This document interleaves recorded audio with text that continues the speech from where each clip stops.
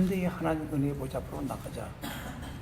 우리가 이 은혜의 보좌 앞에 나가게 됐다는 것이 얼마나 큰 축복인지 모릅니다. 오늘 함께 이 말씀 나누겠습니다. 히브리서 4장 14절에서 16절. 그러므로 우리에게 큰 대제사장이 있으니 승천하신 자 곧 하나님의 아들 예수시라. 우리가 믿는 도리를 굳게 잡을지어다. 우리에게 있는 대제사장은 우리의 연약함을 체험하지 아니하는 자가 아니요 모든 일에 우리가 한결같이 시험을 받은 자로 돼 죄는 없으시니라. 그러므로 우리가 긍휼하심을 받고 때를 따라 돕는 은을 얻게 하여 은혜의 보좌 앞에 담대히 나갈 것이니라. 아멘. 오늘도 말씀 주시도록 잠시 기도하겠습니다. 같이. 아버지 하나님, 오늘도 우리가 예배 가운데 주님의 말씀을 받기 원합니다. 아버지, 꼭 필요한 말씀 붙잡고 평생 말씀 붙잡고 아버지 그 말씀이 이루어지도록 아버지 말씀을 오늘도 주시옵소서. 성령님 인도하시고 깨닫게 하시고 도와주시옵소서. 예수님 이름으로 기도했습니다. 아멘. 은혜의 보좌 앞에 나가자 그랬습니다. 은혜라는 것은 이 사전적 의미에 보면 고맙게 베풀어주는 신선한 혜택. 그러니까 누군가에게 거저 사랑을 받고 친절을 받고 도움을 받고 이 모든 것들을 다 은혜라고 얘기합니다. 우리가 이 땅에 살고 있는 것이 하나님의 은혜입니다. 내가 잘나서 내가 똑똑해서 사는 것이 아니라 누군가에게 은혜를 받을 때도 그 사람에게 하나님께서 베풀 수 있는, 친절을 베풀 수 있는, 사랑할 수 있는, 또 줄 수 있는 그 은혜를 주었기 때문에 우리가 그 은혜 속에 살아가고 있는 거예요. 그럼 우리가 지금까지 하나님 은혜를 얼마나 많이 받았겠어요? 우리가 감사해야 될, 찬송해야 될 이유가 있어요. 그래서 만 가지 은혜라는 찬송 있지 않습니까? 송축의 내 영혼, 만 가지 은혜를 받았기 때문에 하나님 감사한다. 그럼 역대하 이 30장 25절에 보면 히스기야가 마음이 교만하여 그 받은 은혜를 보답지 아니하므로 진노가 저와 유다와 예루살렘에게 임하게 되었더니, 하나님께서 히스기야 왕에게 엄청난 은혜와 자비와 긍휼을 베풀었는데도 사람이 마음이 교만해지니까 그 은혜에 대해서 감사할 줄 모르고 그 은혜에 대해서 보답할 줄도 모르는 거예요. 그런 일들이 얼마나 많아요. 그래도 믿는 사람들은 크고 작은 것들에 대해서 하나님께 늘 감사하려고 또 감사금도 하고 하나님 기도하면서 감사가 넘치기도 하는데, 믿지 않는 사람을 보세요.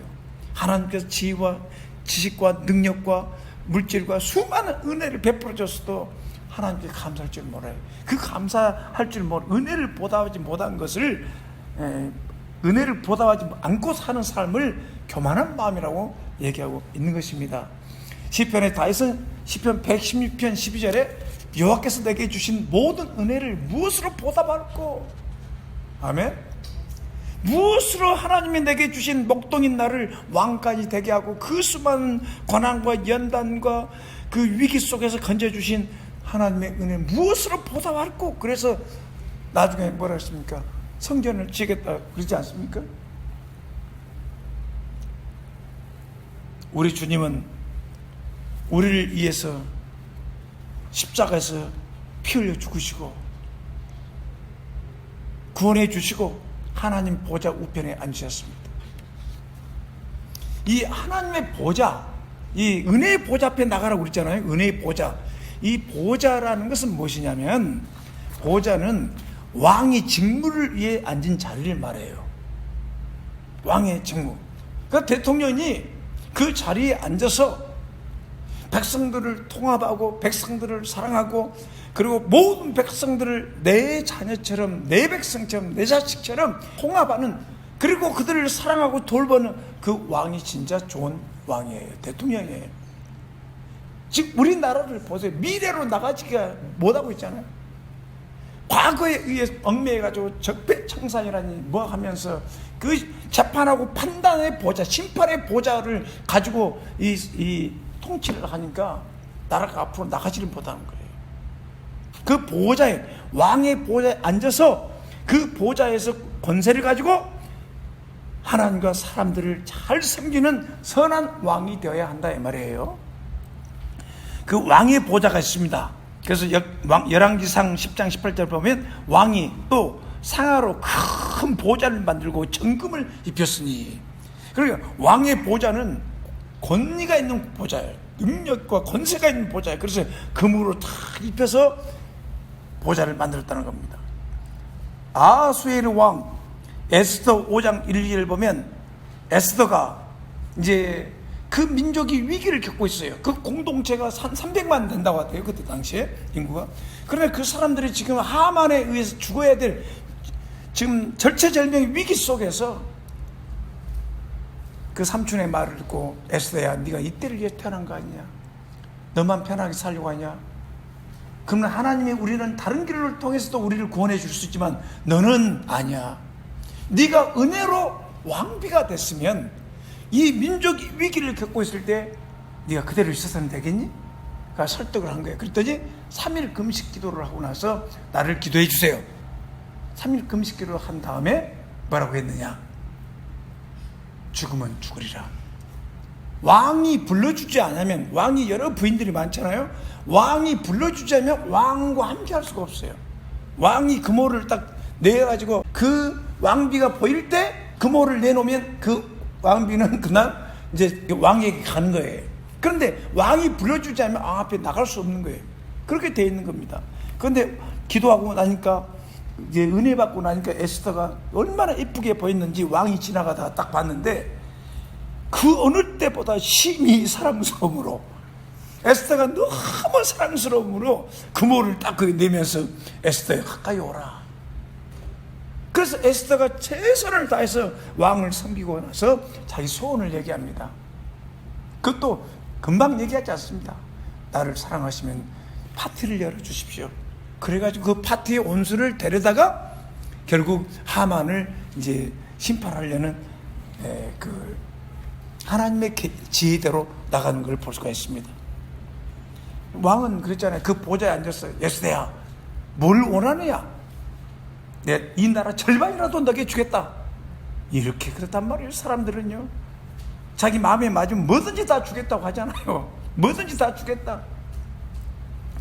그래서 이 에스더가 결국은 아주 지혜롭게 자기가 손대지 않고 왕에 의해서 교만한 하만을 심판하는 것이 있었습니다. 이것이 뭐냐면 이 왕의 보좌야.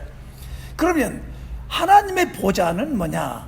왕상 20장 19절을 보면 미가야가 가로되 왕은 여호와의 말씀을 들어서 내가 보니 여호와께서 그 보좌에 앉으셨고 하늘의 만군이 그 보좌 좌우편에 모시고 서 있는데, 그러니까 왕상 20장 19절입니다. 하나님의 보좌가 있는데 그 보좌에는 천군 천사들이 다 호위하고 있는 거예요. 그 왕의 보좌 옆에 누가 또 보좌가 있어요? 예수님이 우편에 계시잖아요. 온 세상을 통치하고 계시는, 영계와 자연계와 인간계, 물질계 모든 것을 통치해 다스리는 하나님의 보좌가 있다고 얘기하고 있습니다. 여러분, 하나님의 보좌는 공평의 보좌입니다. 여기 시편 9편 7절 보면 여호와께서 영영히 앉으셨으며 심판을 위하여 보좌를 예비하사, 또 시편 11편 4절에 보면 여호와께서 그 성전에 계시니 여호와의 보좌는 하늘에 있으며 그 눈이 인생을 통촉하시고 그 안목의 죄를 감찰하시도다. 하나님은 그 보좌에 앉아 다 보고 있다는 거예요. 다. 네, 믿습니까 여러분? 그러면서 시편 45편 6절에는 여호와여 주의 보좌가 영영하며 주의 보좌가 영영하며 주의 나라의 홀은 공평한 홀입니다. 47편 8절에도 하나님의 열방을 치료하시며 하나님이 그 거룩한 보좌에 앉으셨도다.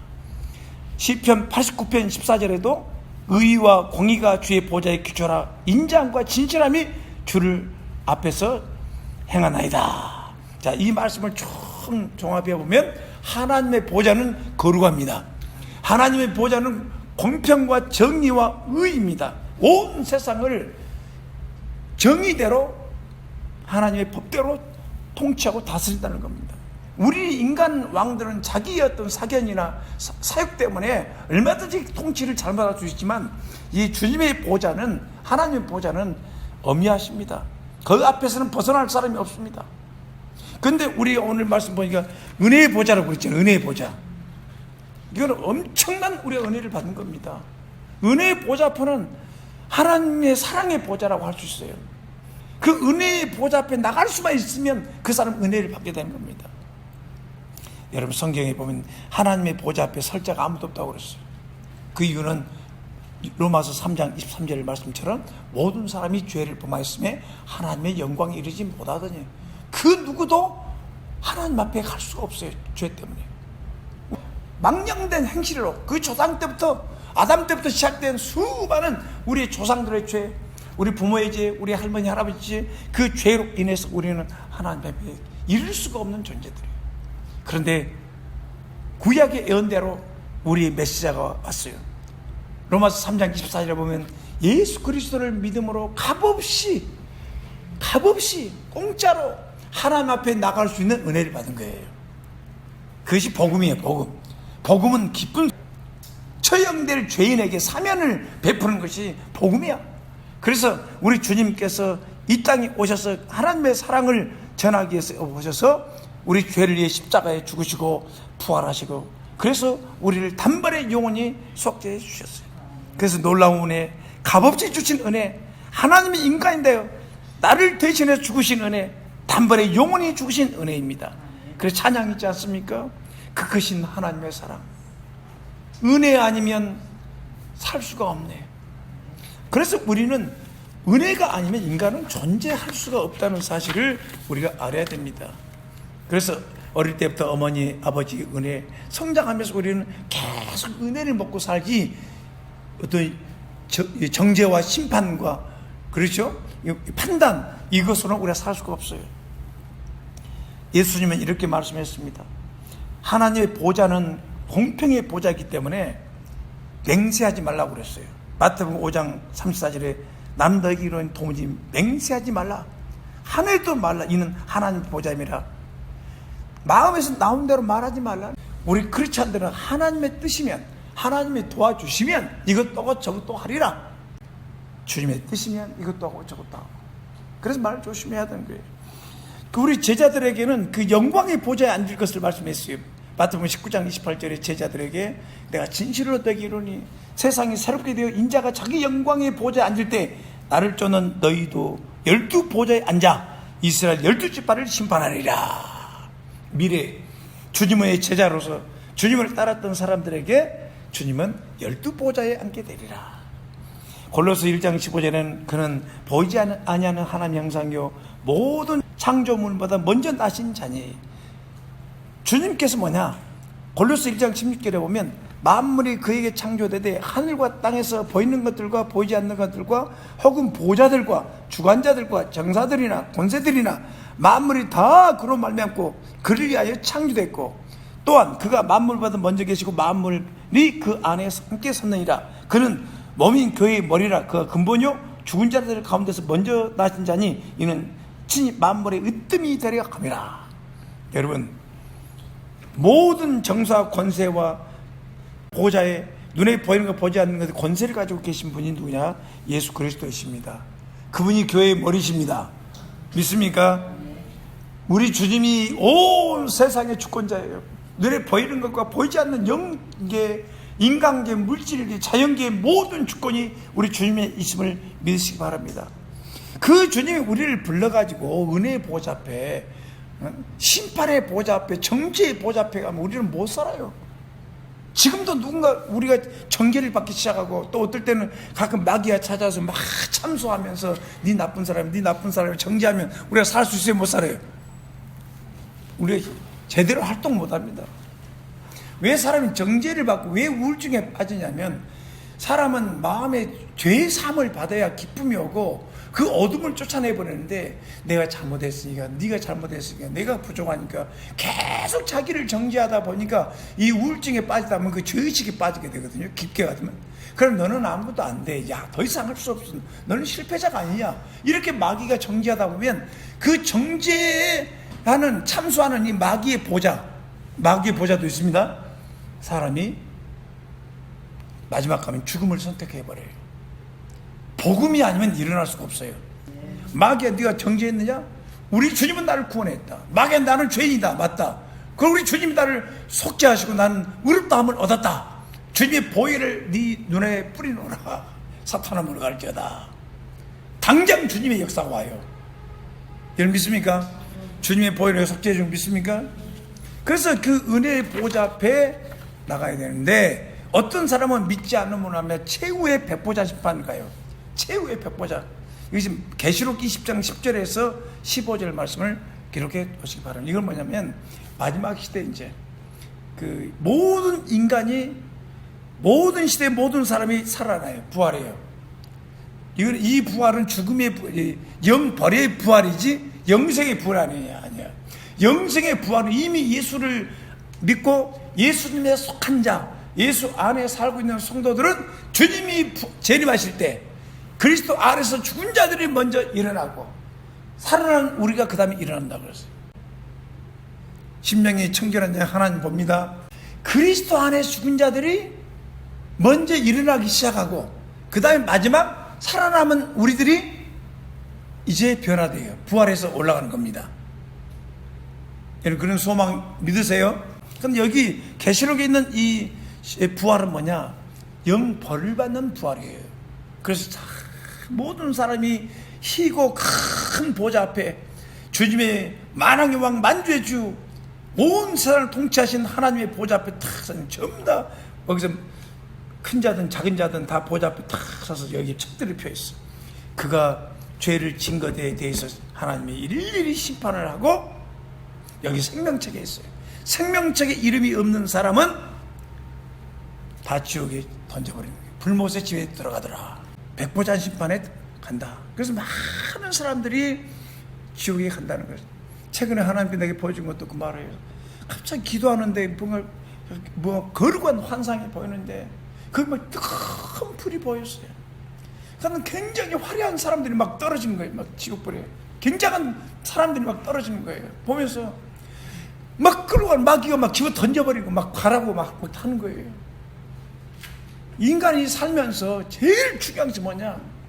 외적 조건이 아니에요. 외모로 판단하지 말라고 그랬어요. 그 눈에 잠깐 있다 없다 없어질 것들에 대해서 소망을 갖지 마세요. 집이 몇 평, 200평이 된다고 해도 그것은 무슨 그의 행복은 아니잖아요. 마음속에 하나님 팔복 임해야 되잖아요. 하나님 나라 임해야 되잖아요. 그래서 우리가 하나님 앞에서 정말 우리의 영혼 구원을 위해서 그 사람이 불쌍해.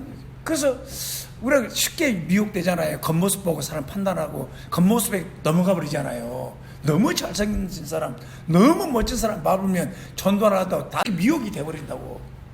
그러니까 그 영혼을 보고 그 영혼의 상태를 보고 그래서 회개하고 믿고 하나님의 나라 의를 구하는 사람이 돼야 되지 않겠냐? 미국에 있는 그 안 목사님이라고 해서 저기 텍사스 그 달라스에 계신 목사님이신데 내가 사랑하고 좋아하는 목사님이신데 그 목사님 젊은 시절에 기도원에 가서 청년 시절에 가서 막 기도하는데 성령님을 통해서 회개 역사가 터졌어요.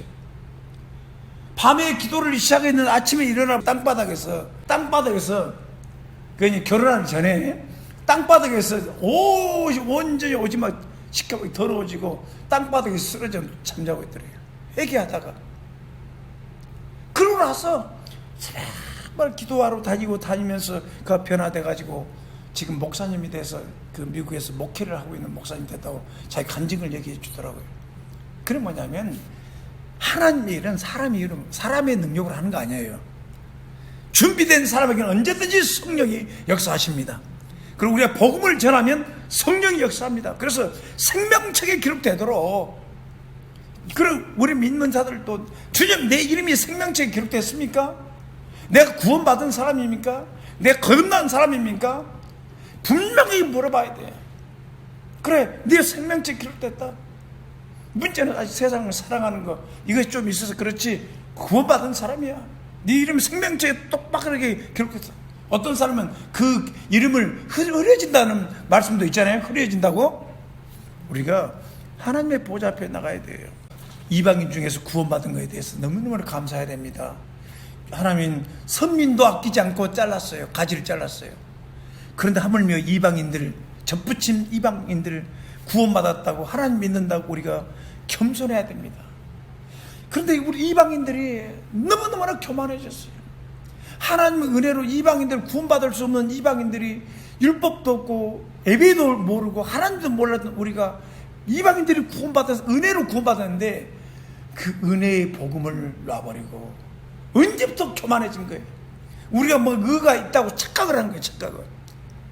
착각을 한 거예요. 그래서 사람이 변화 안 되니까 복음을 전해주고 교회를 다니도 변화 안 되니까 그딴 식으로 믿어가지고 무슨 구원이야. 그러면서 어떤 행위에 초점 맞추면서 말씀을 전하기 시작하는 거예요. 물론 믿음이 있으면 행위를 옮겨야지. 그러나 성경 전체를 보면 정확하게 주님을 만나면, 은혜의 복음을 만나면, 하나님의 사랑을 만나면 사람이 변화될 수밖에 없는 거예요. 지금은 우리 하나님 은혜 받을 때입니다. 하나님의 사랑을, 그러니까 하나님의 사랑이 부어져야 돼요. 사랑이 부어져야 돼요. 사랑이 한없는 사랑이. 어느 목사님 핸드폰에 한양배 사모님 이름이 왜 그렇게 길어요? 그렇게 물어보더라고. 한양배 사모님 이름이 왜 그렇게 기냐고. 그런데 거기다 뭐라고, 한없는 사랑님 이렇게 했거든. 예, 한없는 하나님의 사랑을 나누면서 사람들을 사랑하고 품고 축복하는 사람이 되도록 위해서 내 이름을 그렇게 아멘. 그래, 하나님의 사랑을 만나면 하나님이 그 사람들은 감동하고 눈물을 쏟을 수밖에 없고, 나는 잘못만 했는데 이 죄인을 구원해 주시고 나를 위해 죽어주고 부활해 주신 이 주님이 은혜를 받은 겁니다. 지금은 은혜 받을 만한 때로, 고린도후서 6장 1, 2절의 말씀, 지금은 구원받을 때 은혜 받을 때다. 이 은혜란 말은 영어로, 이 헬라어로는 카리스, 영어로는 그레이스, 그죠? 그레이스, 은혜, 그 친절, 거저 주신 은혜. 그러니까 하나님의 친절이, 하나님의 사랑이, 하나님의 호의가, 하나님의 능력이, 하나님의 은총이 그 사람에게 임해 있다는 거예요. 거저 주신. 이 하나님의 은혜를 가장 잘 설명해 주는 그 내용이 탕자 이야기에서 아버지의 사랑입니다. 율법적으로 아버지, 인간적으로 상식적으로 생각하면 버려야 될 자식이에요. 아버지가 살아있는데 재산을 달라게 해가지고 그거 가지고 와서 유흥가에다 다 풀어버린 거예요. 술집에서 다 풀어버리고 거지가 돼가지고 노숙자가 돼가지고 돌아왔는데, 상식적으로 보면 저는 아들을 버리라 한다고 그러는. 그런데 이 아버지는 그가 실패할 걸 아시고, 이미 아시고 집을 떠날 때부터 기다리고 있는 거예요. 돌아오기를. 그래, 돌아오니까 어떻습니까? 아버지의 친절이, 아버지의 은혜가, 아버지의 인자심이, 아버지 치유와 아버지 회복과 아버지 용납과 용서가 넘쳤어요, 안 넘쳤어요? 아들을 한 말도 못해. 은혜 보좌 앞에 그냥 가만히 받기만 해요. 여러분, 아버지 하나님께서 우리에게 길을 만들어 줬습니다. 그래서 예수님은 우리의 대제사장으로서, 그래서 이 히브리서 4장 14절은 하나님의 아들 대제사장 예수를 굳게 붙잡으라고 그랬어요. 아멘. 우리 예수님을 붙잡아야 됩니다. 누구도 아니에요. 누구도 우리에게 친절을 베풀고 자비를 베풀 분 예수님 한 분밖에 없어요. 예수님은 히브리서 4장 15절 말씀도 우리의 연약함을 채우려 하지 아니하는 자가 아니오 한결같이 모든 일에 시험 받았어요. 우리의 연약함을 가장 잘 알고 계신 분이 주님이십니다. 그래서 4장 16절에 국률하심을 받고 때를 따라 돕는 은혜를 얻게 하여 은혜의 보좌 앞에 담대히 나가라. 은혜의 보좌 앞에 담대히 나가서 하나님의 도움을 구하라, 그렇게 얘기하고 있습니다. 우리는 어떻게 은혜의 보좌 앞에 나가게 됐습니까? 복음을 믿음으로 보혈을 힘입어서 우리가 나가게 됐습니다. 함부로 못 나갑니다. 하나님 보좌 앞에. 옛날 제사장들 어땠습니까?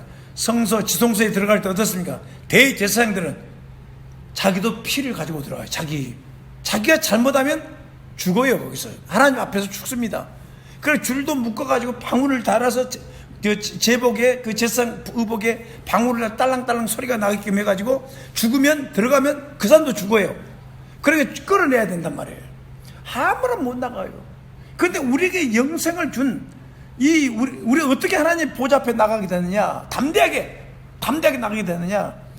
예수님의 살과 피를 먹어서 우리가 나갑니다. 예수님 복음 때문에 우리가 주님 앞에 나갈 수가 있습니다.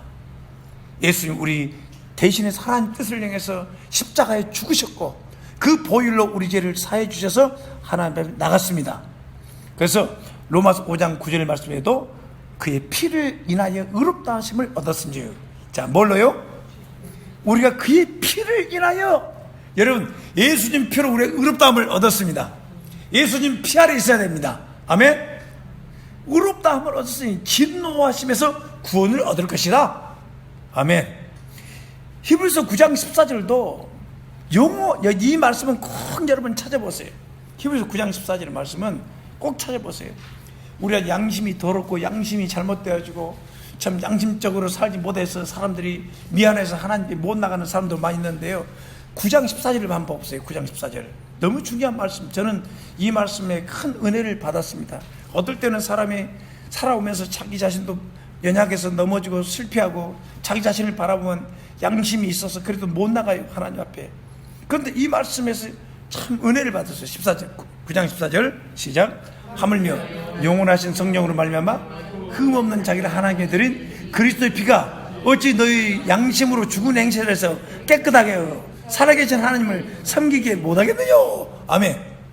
그 더럽고 시커멓고 죽어있는 그 양심으로 죽어있는 행실, 그 바르지 못한 양심적으로 살아온 우리를 주님의 보혈로 깨끗하게 하고 살아계신 하나님을 섬기게 한답니다. 아멘. 그러니까 양심을 믿고 사는 것이 아니라 우리는 주님의 보혈을 믿고 사는 것입니다.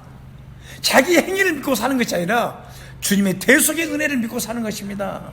예수의 보혈을 힘입어서. 자, 10장 19절도 찾아보세요. 그러므로 형제들아, 우리가 예수의 피를 힘입어 성소에 들어갈 담력을 얻었으니. 아멘.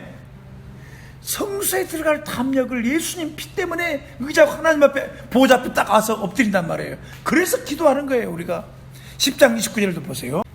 하물며 하나님의 아들을 받고 자기를 거룩하게 한 언약의 피를 부정한 것을 여기고 은혜의 성령을 욕되게 하는 자에 당연히 받을 형벌이 얼마나 더 중하겠느냐 너희는 생각하라. 뭐라고 했어요? 우리를 깨끗하게 한 언약의 피, 그 예수님 피를 믿고 우리가 의인이 되고 피를 믿고 하나님 앞에 나가는데 예수님을 짓밟아버리고 다른 복음을 가지고 왔어요. 은혜의 성령은 예수님의 복음과 함께 일하십니다. 아멘. 은혜의 성령. 근데 그 은혜의 성령을 욕되게 하니 그 사람이 형벌을 받지 않겠냐 이 말이에요. 그래서 다른 복음을 전하면 저주받는다고 했어요. 다른 복음이 없어요. 은혜의 복음밖에 없어요. 예수님의 대속의 죽음과 예수의 보혈, 예수의 부활 우리 밟으면 안 됩니다. 그 주님이 우리의 목자시고 구원자이심을 믿으시기 바랍니다. 우리는 착각해서는 안 돼요. 여러분, 우리는 은혜의 보좌 앞에 나갑시다. 어떻게 은혜의 보좌 앞에 나가서 기도할 것인가? 첫 번째, 간단히 말씀드리겠습니다. 탕자의 마음으로 나가야 됩니다. 하나님 앞에 바리새인들처럼 자기 잘하는 것이 아니라 그저 아버지가 해준 대로 너무너무나 잘못을 많이 한 사람은 그저 은총만 바라는 거예요. 왕이여 은혜를 베푸시옵소서. 아버지에게 뭘 해달라고 얘기 안 해. 탕자는 그냥 아버지 집에 종으로 살겠습니다. 죽을 때까지 종으로 살릴 테니 아들이라고 내가 그 말도 감당할 수가 없습니다. 아들이라고 감당할 수가 없습니다. 근데 아버지가 다 은혜를 베풀고 국률을 베풀고 다 주잖아요. 그냥 우리가 어떤 사람은 탕자의 마음으로 그저 은혜로 삽니다. 아버지 주신 것에 대해서 감사합니다. 감사합니다 살아야 돼요.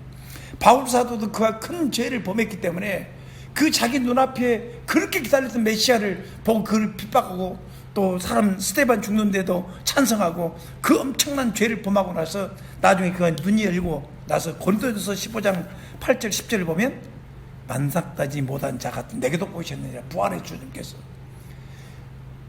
만삭tum이 아니야. 그냥 좀 부족한 인간에게도 주님이 부활하신 주님 나를 좀 만나 주셔서 감사합니다. 사도 중에 지극히 작은 자라 교회를 핍박하고 나의 나된 것은 하나님의 은혜로 된 것이라. 내가 이 은혜가 헛되지 않게 해서 모든 사람보다 더 수고한다고 그랬어요. 여러분, 사도 바울보다 주님을 위해 수고를 많이 한 사람이 세상에 어디 있습니까? 없습니다. 여러분, 심지어 결혼까지 포기하고 그 사도 바울은 그 은혜의 복음을 전하기 위해서 그렇게 고생했는데 그 은혜가 은혜 되도록 하기 위해서 수고한 겁니다. 아멘. 율법을 전하는 당시 아니에요. 그 수많은 흩어져 있는 유대인들과 이방인들에게 은혜의 복음을 전해주려고 한 거예요.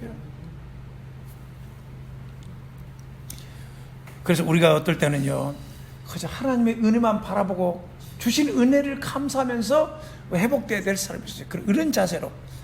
그리고 우리는 하나님 아버지와 솔직한 대화식 기도를 해야 됩니다.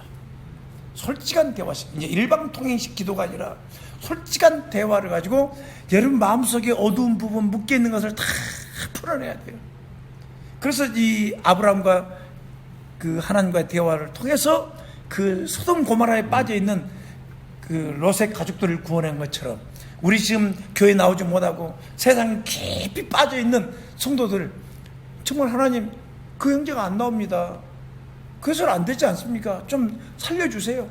말씀을 보내주시고 복음을 좀 보내주시고 살려주세요. 그럼 또 하나님 또 뭐라고 말씀하니까? 그럼 기도 좀 더 해봐라. 그러면서 아버지와 관계, 우리는 찝찝한 마음, 원망하는 마음, 불평하는 마음, 또 욕심, 미운 마음, 섭섭한 마음, 다 섭섭한 생각이 있으면 언어가 거칠어지기 시작한단 말이에요. 그럼 딱 감추고 있다가 어떤 상황이 되면 싸워요. 원망이 된단 말이에요. 그래서 우리 속에 있는 모든 악을 다 쏟아내시기 바랍니다. 교제하면서 팔복 가지고 한번 교제해 보세요. 팔복만 가지고 계속 기도 한번 해보세요. 마음이 청결하게 붙기려면 내 마음이 풀결합니다. 싸납고 거칠고 그러면 하나님 온유하게 해줘. 그 말씀이 말씀으로만 선포되어도 여러분의 속에 역사하는 겁니다. 그렇죠? 창세기 1장 1절 3절에 있잖아요. 그 혼돈과 공허 속에 성령이 역사할 때 하나님 말씀이 선포되니까 빛이 있었어요. 아멘. 여러분 기도하다가 하나님의 성령이 역사할 때 말씀만, 그렇지, 온유한 자 복이 있나니, 온유한 자 복이 있나니, 땅을 기업으로 받을 것이요, 마음이 청결한 자 복이 있나니, 하나님께서 하나님을 볼 것이요, 아멘. 심령이 가난한 자 복이 있나니 천국이 저에게 임하시고, 말씀만 선포하면서 기도해도요 그것이 여러분 안에 이루어진다고 믿으시기 바랍니다. 또 그 다음에 우리는 부르짖는 기도, 소경 바디메오처럼 기도해야 될 찬스가 왔을 때는 불쌍히 여기소서, 이 소경 불쌍히 여기소서. 다윗의 자손 예수여, 뭘 해주기를 원하느냐? 내가 이 눈 낫게 한다고 믿을 수 있느냐? 내가 믿나이다. 네 믿음대로 될지어다. 눈이 뜨고 나니까 다른 사람한테 얘기하지 말라고 그러거든요. 예수님께서 다른 사람 아무에게도 말하지 말아라 그랬더니 나가서 소문을 퍼뜨렸어요. 세상 다니면서. 교회가 이렇게 돼야 됩니다. 얘기하지 말라 했으면 안 하는 것이 그런 증거가 있어야 돼. 사람들이 눈이 열리고 귀가 열리고 입이 열리고 가슴이 열리고 손다리가 치유받고 묶여있는 게 풀어지고 구원받고 하나님의 사랑을 느끼면요, 말 안 해도 사람은 얘기를 하게 돼 있다니까요. 그래서 우리는 밤낮 쉬지 말고 집중해서 기도해야 될 때입니다. 지금은 기도해야 될 때입니다. 무엇을 위해 기도할까요? 기도 제목이 뭘까? 뭘 가지고 기도할까요? 마지막 기도할 때 우리는 겸손함으로 기도해야 됩니다. 역대하 7장 4절 말씀, 언젠가 우리가 이제 전국 국토 순례를 하면서 창원에서, 목포에서, 인천에서, 국회의사당에서, 대구에서, 창원에 우리 돌아다니면서 역대하 7장 4절, 내 이름을 일컫는 내 백성이 그 악한 길을 떠나 스스로 겸비하고 기도하면 내 얼굴을 구하면 내가 하늘에서 듣고 그 죄를 사하고 땅을 고칠지라. 우리가 이 대한민국을 고쳐달라고 우리가 기도했습니다. 이 말씀이 지금 그대로 이루어지고 있습니다. 겸손하게 기도하기 시작합니다. 지금 주의 일이 부음이 일어나려고 합니다. 그래서 여러분 은혜의 보좌 앞에 담대히 나가십시오. 은혜의 담대히라는 뜻은 뭐냐? 모든 것을 말할 수 있는 자유라는, 팔레시아라는 헬라어예요. 팔레시아라는 단어인데 모든 것을 말할 수 있는 자유와 권리가 있어요. 진리에 대한 개방성, 담백, 솔직, 대담하게. 그러니까 우리 하나님의 은혜의 보좌 앞에 예수님의 보혈을 의지하고 담대히 나가서 기도합시다. 우리 자신을 위해서, 교회를 위해서, 이 나라를 위해서, 우리의 필요를 위해서, 우리 교회의 필요를 위해서 또 우리가 기도를 하도록 하겠습니다. 여러분 마음을 여십시오. 우리 주님은 우리의 연약함을 아십니다. 우리의 허물도 약점도 죄도 아십니다. 마음을 열고 예수님, 나의 주, 나의 하나님, 나를 구원하러 오신 하나님, 나를 대신해 주시고 나를 위해 피 흘려 주시고 나를 위해 부활하신 주님, 이제 내 마음의 중심에 주님을 영접합니다. 오시옵소서. 나를 구원해 주신 것 감사합니다. 좀 불 좀 꺼주세요. 주님 구원해 주시옵소서. 여러분 그렇게 주님을 영접하십시오. 왜 라우디아 교회이기 때문에 지금 시대는 꼭 사역자들은 주님을 영접할 수 있는 기회를 줘야 됩니다. 주님이 그래서 내 안에 오셔서 나와 함께 동행하시는 이 시간 주님 앞에 찬송하면서 기도하면서 아버지 하나님 감사합니다. 오늘도 말씀을 주셨습니다. 은혜의 보좌 앞에 담대히 나갈 수 있는 은혜 주신 것 감사합니다. 아버지 심판의 공의의 보좌 앞에 아버지 판단의 보좌 앞에 서지 않고 주님 보혈을 의지하고 은혜의 보좌 앞에 나가서 담대히 구할 수 있고 때를 따라 돕는 은혜를 얻기 위해서 나가서 기도할 수 있는 은혜 주신 거 감사합니다. 감사합니다. 아버지 하나님 오늘 이 말씀 평생도 붙잡고 항상 은혜의 보좌 앞에 주의 보혈을 의지하고 담대히 하나님 나라 영광을 위해서 큰 것을 구할 수 있도록 영혼 구원을 위해서 구할 수 있도록 주님의 나라를 위해서 구할 수 있도록 우리의 무거운 짐을 다 내려놓고 기도할 수 있도록 도와주시옵소서. 감사합니다. 예수 이름으로 기도했습니다. 아멘.